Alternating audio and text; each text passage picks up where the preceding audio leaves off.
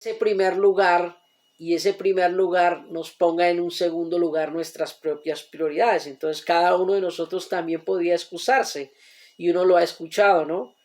Entonces deja que primero termine mi colegio y después le sirvo a Dios.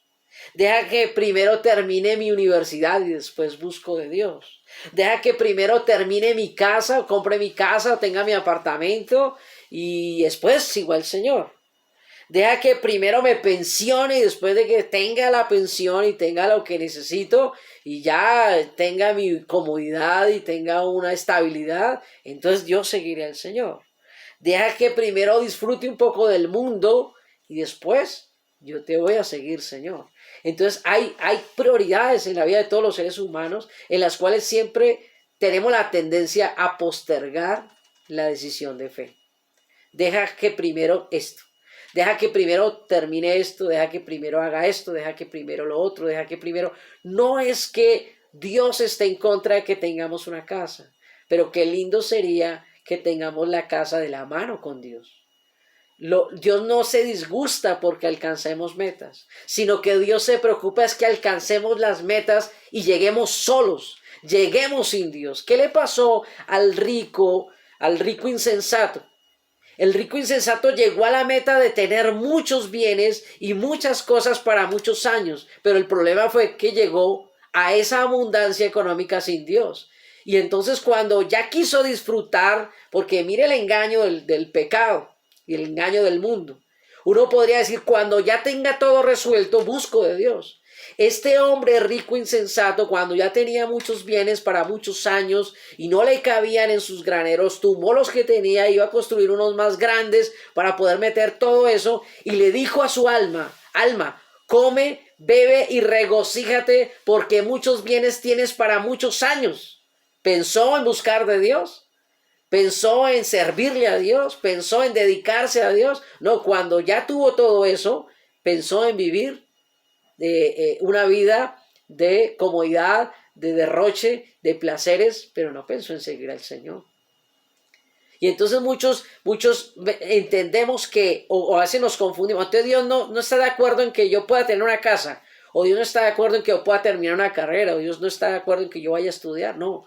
Dios lo que no está de acuerdo es en que tú te sueltes de Dios para alcanzar tus metas, porque muy posiblemente las vamos a alcanzar, pero habremos perdido nuestra alma.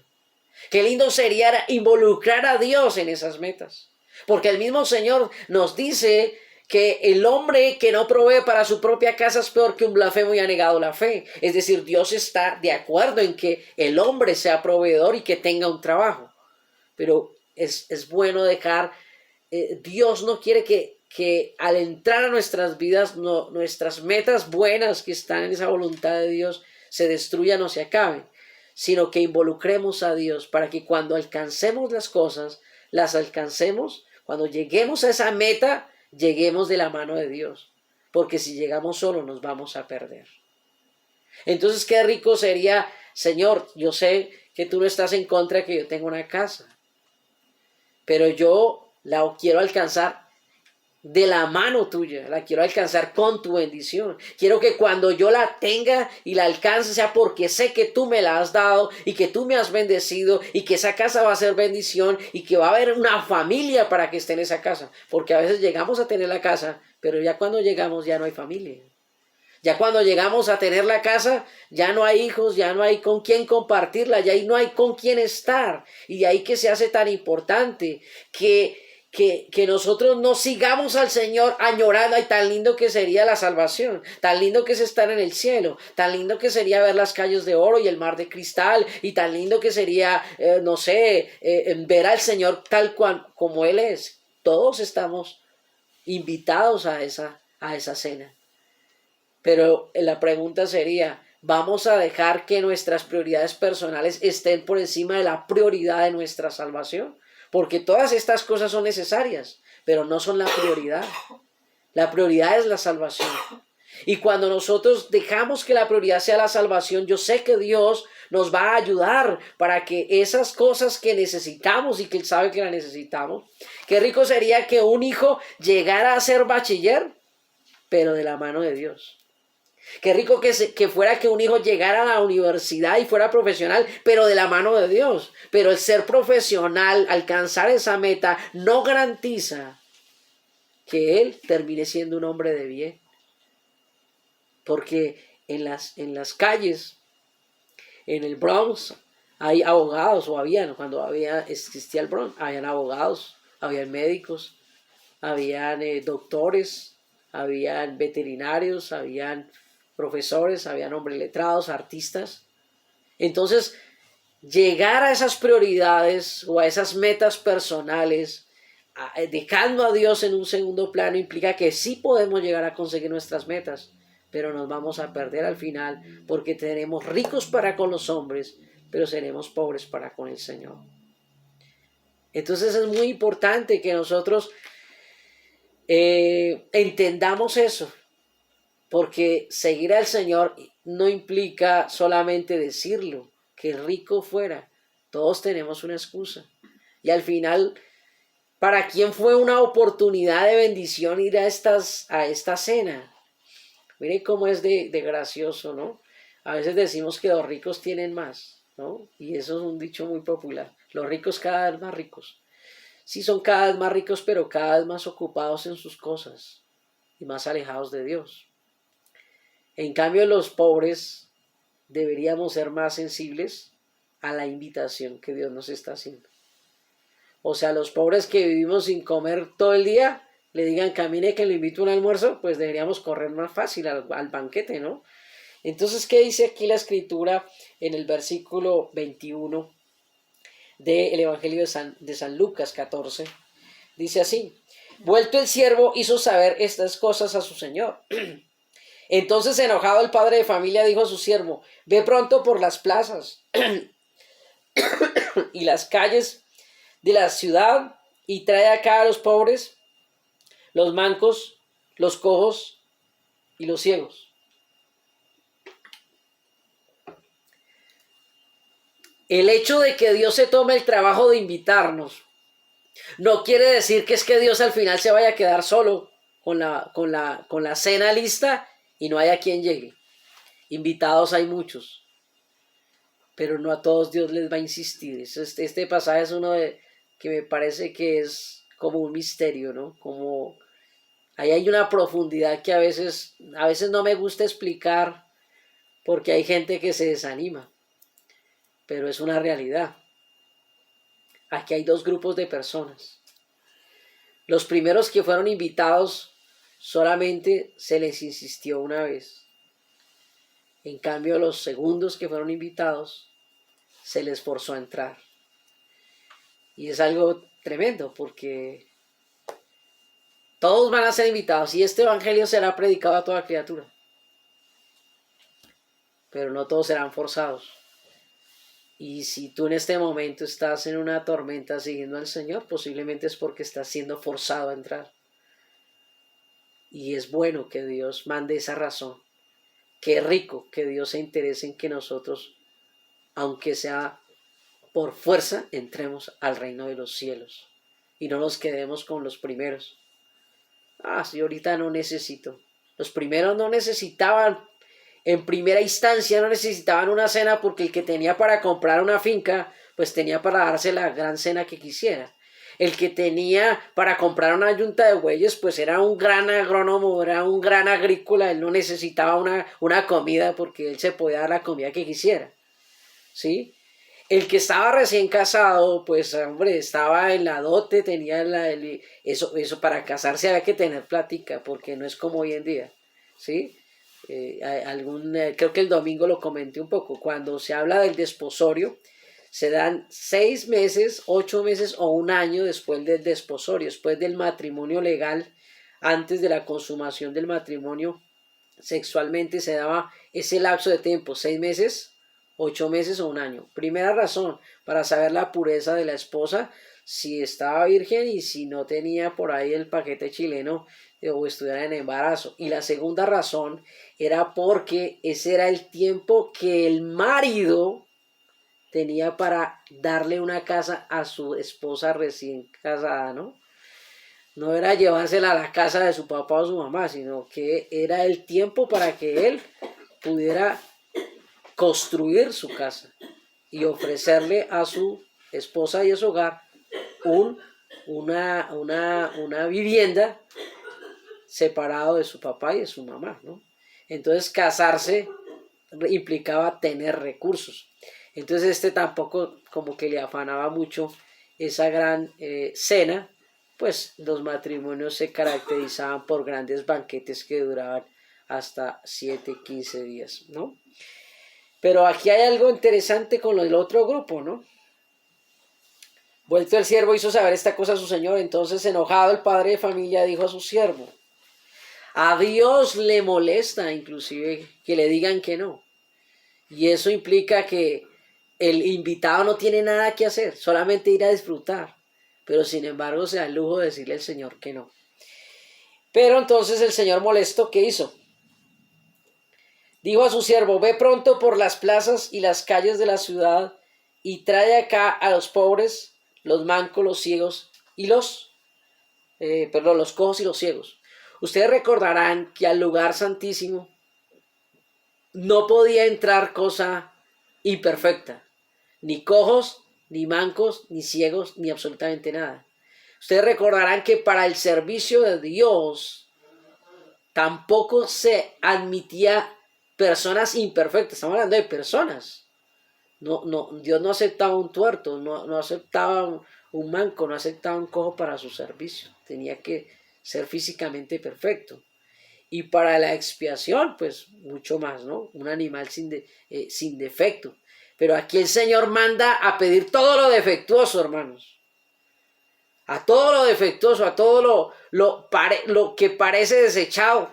Ahí Dios le invita a seguirle, le invita a participar de la gran cena. Y le dice, vaya por los pobres, los mancos, los cojos y los ciegos.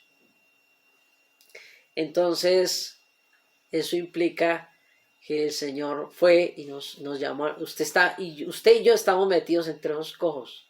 Usted y yo estamos metidos entre esos mancos.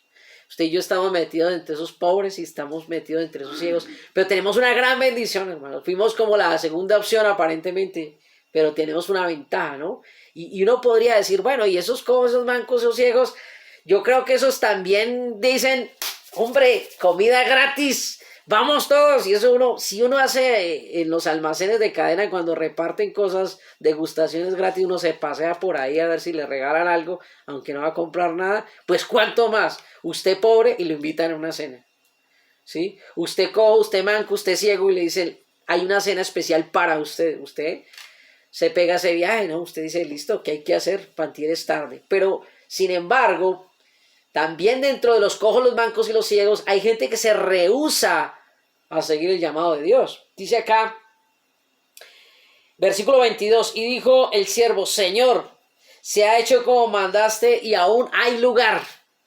O sea, ya trajimos a todos. Esos como que no fue difícil traerlos, pero todavía queda mucho espacio con el Señor. Dijo el Señor al siervo, ve por los caminos, por los vallados. ¿Y qué dice ahí? Y fórzalos a entrar. Según los historiadores y los comentaristas, dice que los mancos, los ciegos y los cojos eran los de la ciudad. Los de primero, los de la casa, ¿no? Y después manda por los que están fuera de la casa. Y les dice, dijo el Señor al siervo, ve por los caminos, o sea, ya fuera de la ciudad, por los vallados, y aquí dice algo interesante, y fuérzalos a entrar para que se llene mi casa. Posiblemente los que estamos hoy en la tormenta es porque Dios nos está forzando a entrar. Y démosle gracias a Dios por estas tormentas. Porque podríamos estar en el bienestar. ¿Qué problemas tenía el que había comprado la hacienda? No tenía ningún problema. ¿Qué problemas tenía el que había comprado la yunta de bueyes? No tenía ningún problema. ¿Qué problema podía tener el recién casado si estaba en luna de miel? Y esos que estaban bien, no vieron la necesidad de buscar del Señor y de seguirle a ese llamado. Pero esos que estaban mal, no solamente a veces estamos mal, sino que a veces somos renuentes a seguir al Señor. Pero afortunadamente Él manda una orden y dijo, fuérzalos a entrar. Y hay un grupo de personas al que Dios va a invitar, pero no lo va a forzar. Y habrá otro grupo de personas que Dios nos va a permitir adentrarnos en tormentas muy fuertes con tal de que entremos al reino de los cielos. Nos va a doler posiblemente entre estar en la tormenta y ser el que acaba de comprar una hacienda, pues uno prefería ser el que está comprando la hacienda, ¿sí? Pero a ese que está comprando la hacienda el Señor lo va a invitar, pero no le va a insistir. Nosotros, yo soy testigo, y yo creo que la mayoría de los que estamos acá, usted y yo hemos querido dejar muchas veces el camino de Dios, hemos querido apartarnos, nos hemos desilusionado, nos ha dado tristeza las cosas que han pasado, a veces sentimos que estamos perdiendo el tiempo, que no estamos haciendo nada y queremos como apartarnos. Pero sin embargo el Señor se da sus formas de forzarnos a volver, de estar ahí, de seguir ahí, de no desmayar, insiste de una manera gloriosa y le damos gracias a Dios porque Él está colocando un esfuerzo muy grande para que nosotros no abandonemos el camino, porque Él es el que está insistiendo en que nosotros tenemos que entrar a esa gran cena y está haciendo muchas cosas para forzarnos a eso. Y forzarnos no es obligarnos, forzarnos muchas veces es cerrar otras puertas en las que teníamos esperanza para que nuestra única opción sea Él. Y eso es muy interesante y eso es muy valioso y somos privilegiados, ustedes y yo, de que el Señor no solamente nos ha invitado, sino que nos está forzando a entrar. Amén. Y dice entonces, y fórzalos a entrar para que se llene mi casa, porque os digo que ninguno de aquellos hombres que fueron convidados gustarán de mi cena. Todos somos convidados, pero no todos vamos a gustar de esa cena, ¿no? Entonces, bueno, este es el segundo punto, ¿no? ¿Qué tanto nosotros tenemos la prioridad? Señor, te seguiré, pero déjame primero que me pensione. Cuando ya tenga todo seguro, entonces yo te seguiré. Posiblemente, ya cuando quiera, no va a haber tiempo para eso. Déjame, Señor, que primero termine mi carrera y me haga profesional y tenga todo lo necesario, ¿no? No hablemos así. Yo creo que, Señor, claro que te seguiré. Y tú me ayudarás y me alentarás y me aparejarás y me apoyarás, Señor, para que yo pueda darle un hogar a mis hijos.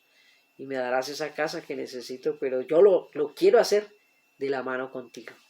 Yo quiero terminar ese bachillerato para darle ese gusto a mis padres de verme graduar, pero no quiero llegar al tercer bachiller y ser un gamín que no te conoce, que no sabe tener temor de Dios. Yo quiero ser bachiller, pero quiero ser un bachiller con temor de Dios. Yo quiero ser... Desconectar.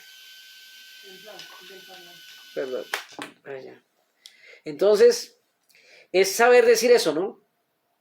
Yo quiero un buen matrimonio, Señor, pero yo quiero un matrimonio, yo quiero ser feliz con mi esposa, pero yo quiero que seamos un matrimonio con el temor de Dios. Quiero que seamos un matrimonio con la bendición de Dios. Eso sí es lindo, porque entonces Dios no es que vino a desbaratarnos todo, al contrario, Dios quiere que tengamos muchas cosas que son bendición de Dios, porque dice que haya esposa, haya el bien. O sea, Dios no está en contra de que tengamos una esposa y que tengamos un hogar de bendición. Dios no está en contra de que proveamos para la casa. Dios no está en contra de que trabajemos. Dios no está en contra de que tengamos para nuestras necesidades y ojalá para ayudar a los que tienen necesidad, porque entonces ¿cómo se cumpliría que el que tiene dele al que no tiene? ¿Sí? Ayúdele. se puede cumplir, pero si involucramos al Señor en ese llamado. Si ponemos a Dios en un segundo lugar y lo primero está en nuestras prioridades, pues seremos de los que decimos seguir al Señor, pero después de nuestras prioridades. Y eso implicará que no vamos a entrar a esa cena que el Señor nos está invitando. Entonces démosle gracias a Dios que Él nos está invitando todavía y nos está insistiendo de que entremos, aunque sea forzadamente. Bueno, punto número 3. Los que le siguen, aunque no tengan claro ninguna explicación. Y este me parece un punto muy interesante. Vamos a volver a Mateo 8, que es donde estábamos estudiando. Y están los que siguen al Señor, ¿no? Aunque no tengan claro ninguna explicación. ¿Y esto por qué este punto así? Vamos a mirar el versículo 23. El versículo... en el versículo 22 de Lucas capítulo 8, ¿no? Es la misma historia, pero en otro evangelio. No vamos a ver a Mateo, sino a Lucas capítulo 8, versículo 22. Porque cuando leemos, esta historia está en los evangelios, en todos los evangelios, pero cada evangelio nos agrega un ingrediente que el otro no tenía y que nos ayuda a completar la historia de todos los detalles importantes de esta decisión de los que querían seguir al Señor. Y vamos a ir a Lucas 8:22. Si alguno desea leerlo, lo puede hacer.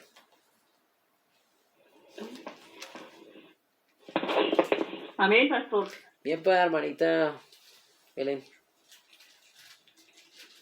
Dice, un día Jesús entró en una barca con sus discípulos y les dijo, vamos al otro lado del lago. Amén.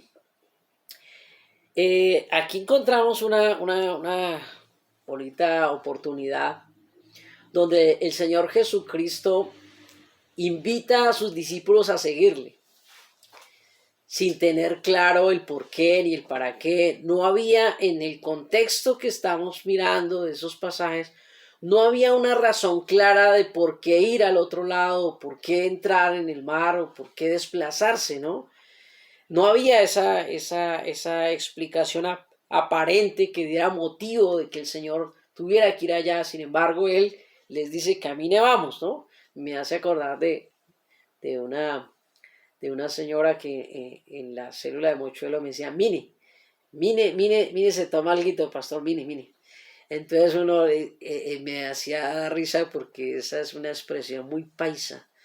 Entonces ese mire, pues el Señor les dijo, mire al otro lado del mar, vamos hasta allá, pero no hubo una razón, como sí hubo en otras circunstancias, ¿no? En otras ocasiones el Señor Jesucristo sí le informó a sus discípulos por qué era necesario que fueran. Ustedes recordarán la historia de la muerte de Lázaro. Quiero que miremos, vamos a mirar unos ejemplos de cómo Dios muchas veces nos dice por qué tenemos que ir a un lugar y nos da las razones y nos da las explicaciones, pero en otros momentos simplemente nos dice, camine, vamos hasta allá. Pero no había, bueno, ¿y por qué tenemos que ir? ¿Para qué? ¿Qué hay que hacer allá? Luego, ¿qué sucede allá? ¿Quiénes están allá? ¿Para qué es necesario que yo esté allá? A veces hay explicaciones de parte de Dios por su misericordia, pero hay otros momentos que simplemente nos dice, camine, que allá lo va a entender, ¿no? Entonces, en el Evangelio de San Juan, capítulo 11, nos habla de la historia de la muerte de Lázaro. Y ahí, pues, vamos a mirar unos apartes del versículo 11, capítulo 11, versículo 11 al 16. Si alguno me lo quiere compartir ahí, pues lo puede hacer. Amén, pastor. Bien, pues. Versículo 11, ¿del 11 a dónde, pastor? Del 11 al 16. Amén. Dice así. Dicho esto, les dijo después, nuestro amigo Lázaro duerme, mas voy para despertarle. Dijeron entonces sus discípulos: Señor, si duermes sanará. Pero Jesús decía esto de la muerte de Lázaro y ellos pensaron que hablaba de reposar del sueño. Entonces Jesús les dijo claramente: Lázaro ha muerto, y me alegro por vosotros de no haber estado allí para que creáis, mas vamos a él. Dijo entonces Tomás, llamado Dídimo, a sus condiscípulos: vamos también nosotros para que muramos con él. Bien. Entonces aquí vemos que Dios muchas veces le decía a sus discípulos, igualmente nos dice a nosotros: ve hasta allí porque yo tengo un plan, ve hasta allí, y le explicó la razón, qué era lo que pasaba, que había muerto Lázaro, que era necesario que esto aconteciera, que él quería que ellos no hubieran estado allí cuando murió, sino que llegaran ahora después de muerto para que vieran la gloria de Dios, etcétera. Dio una explicación muy detallada de por qué iba a ir hasta allá y que los discípulos le acompañaran a él para pues ver la gloria de Dios, ¿no?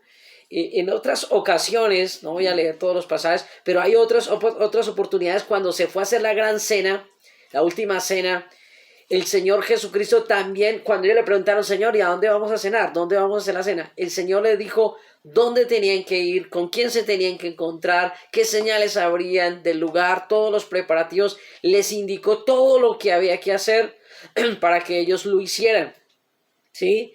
Cuando el Señor mandó la misión de los 70 ancianos de ir de dos en dos, también les dijo lo que les iba a pasar y también les dijo, ¿cierto?, lo que iban a hacer allá cada uno en pareja, ¿no? Entonces les digo que iban a ser enviados como ovejas entre los lobos, que los iban a perseguir, que los iban a ultrajar, que no los iban a recibir en algunos lugares, pero que ellos deberían ir y que iban a sanar a los enfermos y que iban a hacer milagros y prodigios y señales y verían la gloria de Dios, iban a reprender demonios.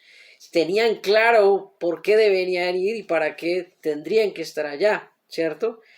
Eso lo vemos claramente, pero en este caso que el Señor los llama y que leíamos allá en San Lucas, el Señor no les explica el por qué.